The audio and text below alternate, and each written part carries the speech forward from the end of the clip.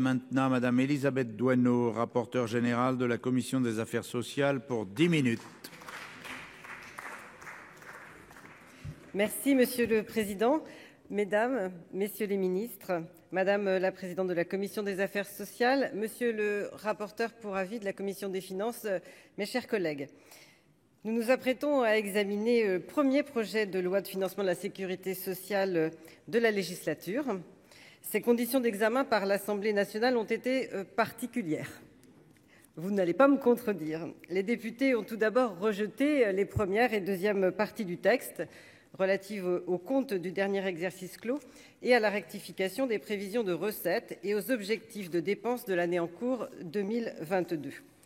Par la suite, le gouvernement a engagé à 2 reprises sa responsabilité en application de l'article 49 alinéa 3 de la Constitution.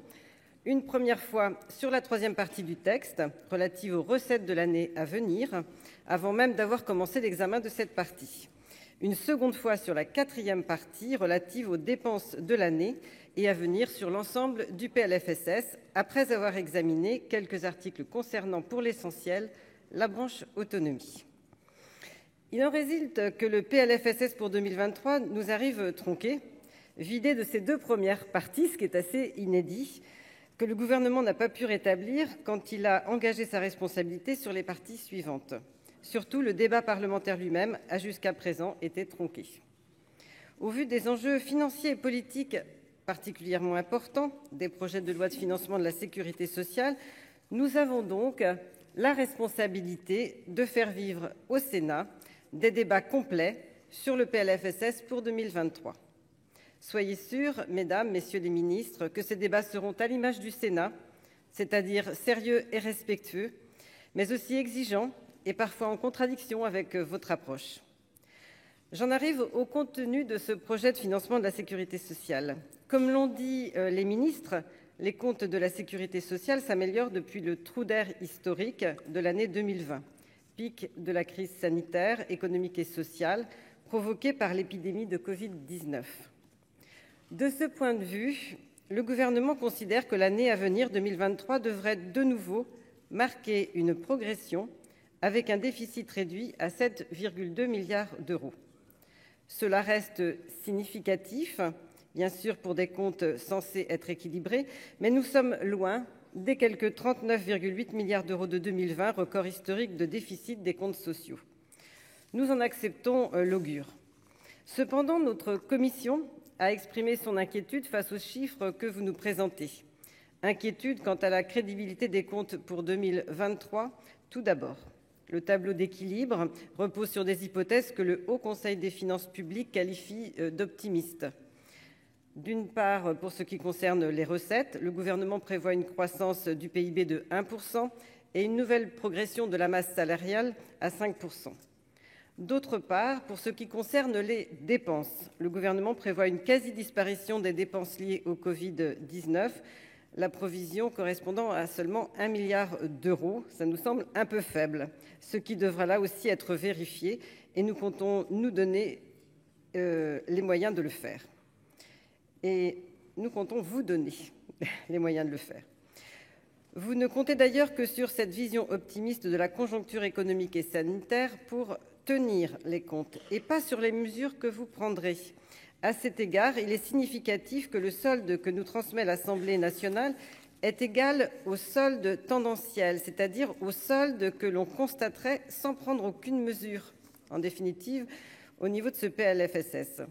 Notre inquiétude aussi pour l'avenir. En effet, si l'on se penche au-delà de 2023, au travers de ce que propose l'annexe B, qui est quadriennale de ce PLFSS, on peut observer que le déficit relativement modeste espéré pour 2023 ne devrait être qu'une étape sur le chemin du retour à l'équilibre, mais bien plutôt une simple embellie avant un nouveau creusement des déficits. Selon vos propres prévisions, la situation des comptes de la sécurité sociale devrait se dégrader dès 2024 à un niveau de moins 8,8 milliards d'euros, mais surtout atteindre un niveau plus inquiétant, autour de 12 milliards d'euros de déficit par an en 2025 et 2026. Or, Tout ce scénario repose là aussi sur des hypothèses de croissance optimistes et des perspectives de maîtrise des dépenses, notamment sur l'Ondam, dont nous ne savons rien. Ainsi, l'annexe B, qui a aussi pour vocation de donner une visibilité et une stratégie pour l'avenir, ne donne aucun détail sur les moyens que le gouvernement envisage de se donner pour maîtriser les comptes.